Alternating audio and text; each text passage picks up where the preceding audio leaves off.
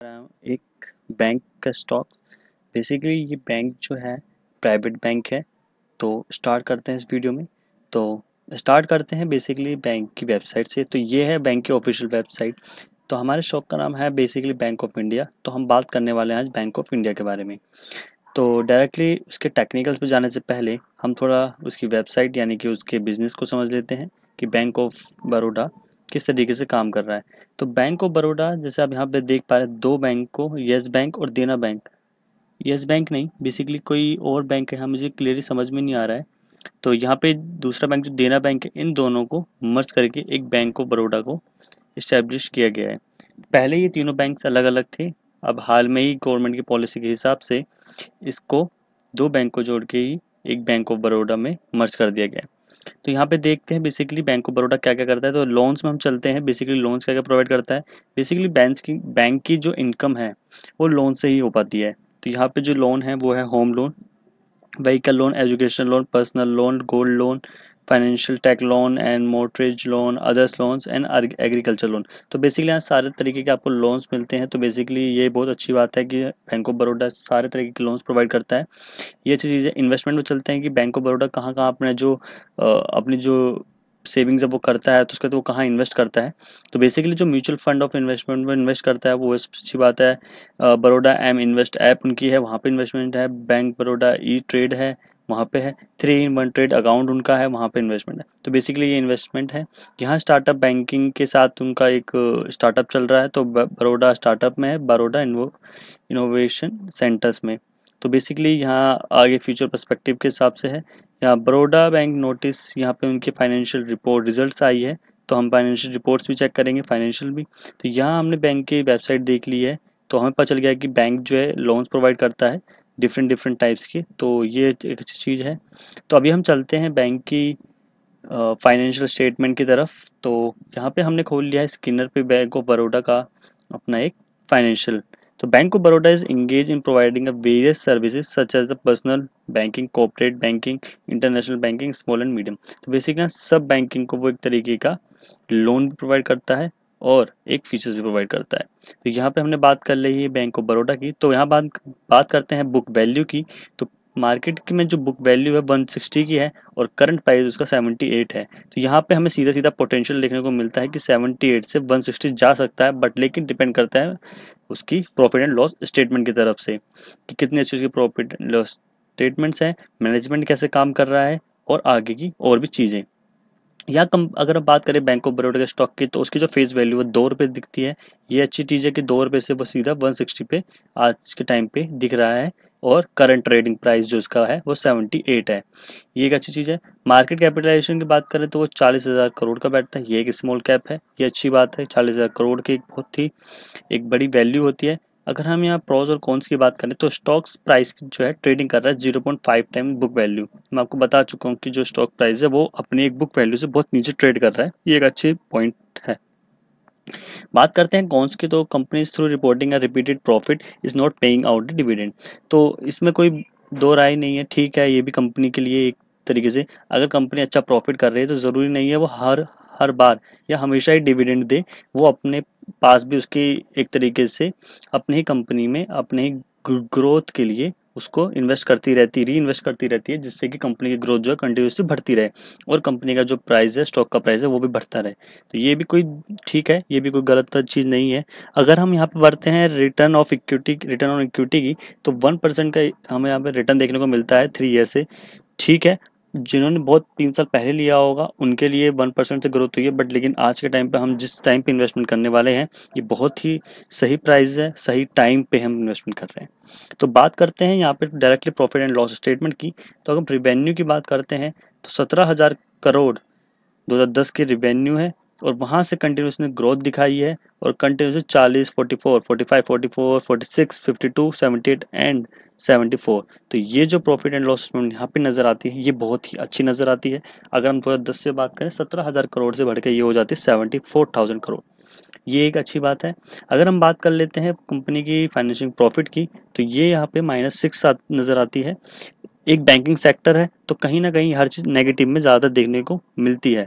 क्यों? क्योंकि कंपनी जो है जैसे बैंक ऑफ बड़ौदा हो गया या कोई भी एक बैंकिंग सेक्टर हो गया, वो लोन देता है यहाँ प्रॉफिट पॉजिटिव में दिखे, क्यों? क्योंकि बैंकिंग सेक्टर जो है वो बैंक होता है और वो लोन्स देता है, तो लोन्स की एक तारीख होती है, तो वो लोन उस तारीख को मिलता है और इस हिसाब से प्रोसेस चलता रहता है। तो ये ज़्यादातर चीज़ें नेगेटिव में देखने को हमें मिलती है। अगर हम बात करें डिविडेंड पे आउट की, तो कंपनी ने पहले ज़रूर डिविडेंड देता था जब उसके अच्छे प्रॉफिट देखने को मिलते थे, लेकिन पिछले 4 साल से कंपनी ने कोई भी पे आउट डिविडेंड पे आउट नहीं दिया है, जबकि ग्रोथ बहुत अच्छी हुई है। तो हो सकता है कंपनी अपने पैसे को सेव करके अपने अंदर इन्वेस्ट करके अपने प्राइस को और अपनी कंपनी को और अच्छा ज़्यादा इनहेंस करना चाहते हो, जिस वजह से वो अपने डिविडेंड पे आउट नहीं कर रहे हैं। अगर हम बात कर लेते हैं यहाँ बैलेंस शीट्स की, तो बैलेंस शीट की अगर हम बात करें तो 2020 में 925 करोड़ से प्रॉफिट बढ़ के 1000 करोड़ का होता है, जो कि ऑल टाइम हाई यहाँ पे देखने को मिलता है। बात करते हैं रिजर्व में, कंपनी ने अपने पैसा कितना रिजर्व रख रखा है, तो वो होता है 81,000 करोड़। और बोरोइंग यानी कंपनी ने अपना कितना कर्जा ले रखा है वो यहाँ पे हमें देखने को मिलता है। तो ये बैंकिंग सेक्टर है, वो लोन लेता है तो लोन देता है, तो यहाँ पे बोरोइंग हमेशा इतनी ही देखने को मिलेगी हर सेक्टर में, बैंकिंग के हर एक स्टॉक के अंदर। अब बात कर लेते हैं कंपनी के सबसे अच्छे शेयर होल्डिंग पैटर्न्स की। तो शेयर होल्डिंग पैटर्न्स में यहाँ पे मुझे कोई भी ऊंच नीच नज़र नहीं आती है, जो जैसा था वो वैसा का वैसा ही है। पहले अगर स्टार्ट करें 63% से, तो वो बढ़ के 71 जरूर हुआ था, उसके बाद दोबारा सेम प्राइस पे आ चुका है। तो यानी कि प्रोमोटर्स होल्डिंग में कोई ऊंच नीच नहीं है।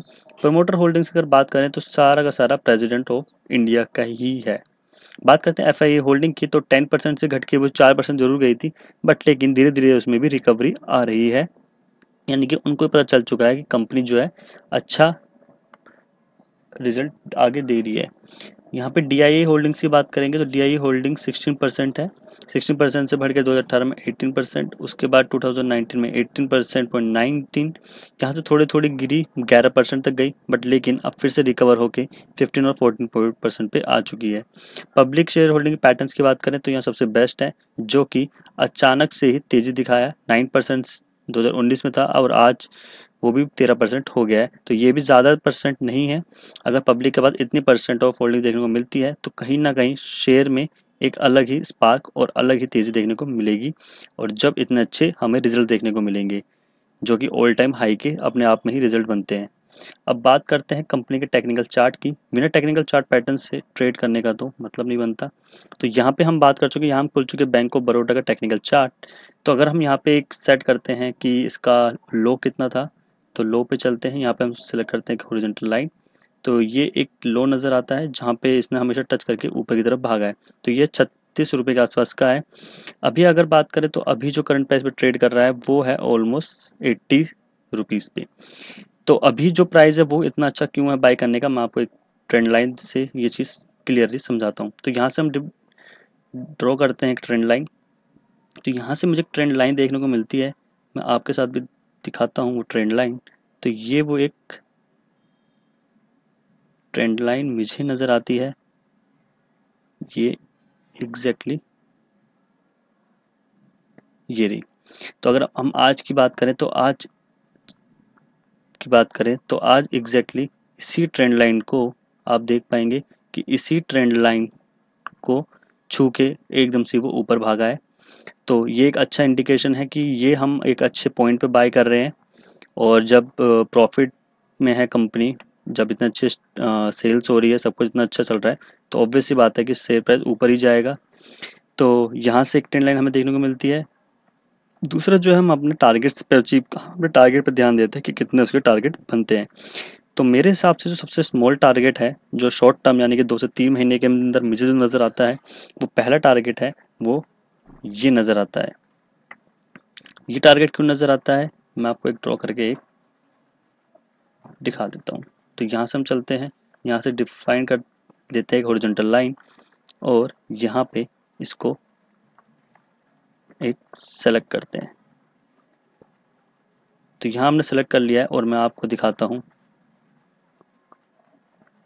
एक स्पेशल कप विथ हैंडल। तो यहाँ से हम ड्रॉ करते हैं, लाइन की करा मैंने ड्रॉ सेलेक्ट, यहाँ से बनता है एक अपना कप, और यहाँ से मिलता है एक हैंडल। तो ये हैंडल का जो ये प्रेशर बना है यहाँ पे, ये मार्केट में एक नेगेटिव, जब निफ्टी और बैंक निफ्टी ही नीचे गिरा जाता गया, एक उसमें एक अलग ही प्रेशर देखने को मिला, इस वजह से ये बना है। बाकी अगर आप हर शेयर को उठा के देखेंगे दिन से यहाँ पे प्रेशर क्रिएट हुआ है। अगर ये प्रेशर यहाँ पे क्रिएट नहीं होता तो अच्छा खासा ये यहीं से डायरेक्टली टच कर लेता है इसको, बट लेकिन कोई नहीं, यहाँ पे ट्रेंड लाइन को वो छू चुका है और यहाँ से वापस यहाँ टच करने को जाएगा। तो यहाँ से जो पहला हमें टारगेट नज़र आता है, तो पहला टारगेट मैं आपके लिए सेलेक्ट करता हूँ। तो प्राइस रेंज यहाँ पे सेलेक्ट करके अगर हम पहला टारगेट देखें इस करंट प्राइस से, तो यहाँ से पहला टारगेट जो है हम मुझे नज़र आता है दो, ये मुझे टारगेट बहुत कम टाइम के लिए नज़र, लगभग 1 महीने का, तो 21% का पहला टारगेट नज़र आता है। दूसरा अगर हम टारगेट की बात करें तो दूसरा टारगेट मैं आपके लिए सेलेक्ट करता हूँ। तो दूसरा टारगेट जब ये यहाँ से ब्रेक करेगा एक कप विथ हैंडल का, तो इसका जो डेप्थ होगा वहाँ से एक दूसरा टारगेट हमें मिलेगा। तो दूसरा टारगेट अगर हमें यहाँ से मिलता है, अगर हम सेलेक्ट करते हैं और यहाँ से उठा के इसको यहाँ पे प्लेस करते हैं इसके ऊपर, अगर हम करंट प्राइस से इसको लें कि करंट प्राइस से अगर हम इसको बाय करते हैं तो करंट प्राइस से हमें टारगेट नज़र आता है 75% का टारगेट नज़र आता है। हम 75% पे यहाँ पे एक हॉरिजॉन्टल लाइन को सेलेक्ट कर लेते हैं, तो हमें यहाँ से एक और टारगेट 2 नज़र आता है जिसमें करीबन नहीं तो 5 से 6 महीना। और अगर यहाँ से अगर हम देखेंगे कि हमारा जो थर्ड टारगेट है वो थर्ड टारगेट थोड़ा सा टाइम लेगा। थर्ड टारगेट के लिए हमें थोड़ा सा नहीं, काफ़ी ज़्यादा, मतलब ज़्यादा से ज़्यादा 1 से 1.5 साल तक का टाइम देना पड़ेगा। और ये एक राउंड विद बॉटम पैटर्न नज़र आता है। यहाँ से अगर हम सेलेक्ट करें तो यहाँ से आपको एक दिखेगा एक राउंड विद बॉटम पैटर्न, तो ये एक टारगेट नज़र आता है। अगर हम करंट प्राइस से इसको भी सेलेक्ट करते हैं तो हमें कितना प्रॉफिट नज़र आता है। अगर हम यहाँ से इसको सेलेक्ट करते हैं तो ऑलमोस्ट कुछ नहीं तो कुछ नहीं नज़र आता है हमें 160% का गेन। तो ये हो गए हमारे तीनों टारगेट। हम क्या कर सकते हैं, हम तीनों टारगेट के हिसाब से ट्रेड ले सकते हैं। ये हमारे तीनों टारगेट हैं। आप चाहें तो वीडियो को पॉज करके एक स्क्रीनशॉट ले सकते हैं कि आपको कहाँ पे बाय करना है और कहाँ पे इसको एग्जिट करना है। तो ये मेरे साथ 3 टारगेट नज़र आते हैं। पहला टारगेट जो 1 महीने के अंदर अचीव हो सकता है, दूसरा टारगेट 2 से 6 महीने का टाइम लगेगा, तीसरे टारगेट में ऑलमोस्ट 1 ईयर तक का टाइम लगेगा और वो भी हमारा अचीव हो जाएगा। जब इतने अच्छे प्रॉफिट स्टेटमेंट्स नज़र आते हैं और सेक्टर में इतनी अच्छी तेज़ी नज़र आती है तो ऑब्वियस सी बात है कि ये जो है हमें एक परफेक्ट गेन दे देगा। Thank you all.